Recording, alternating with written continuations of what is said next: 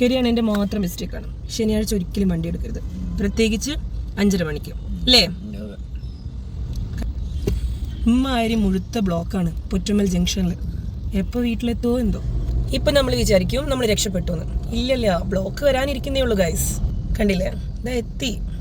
ഇന്ന് പാതിരാത്രി നോക്കിയാൽ മതി.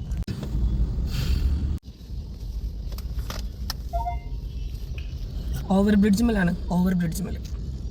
ഇവിടുന്ന് എന്ത് സംഭവിക്കണ്ടാടി? വിടാൻ പാടില്ല.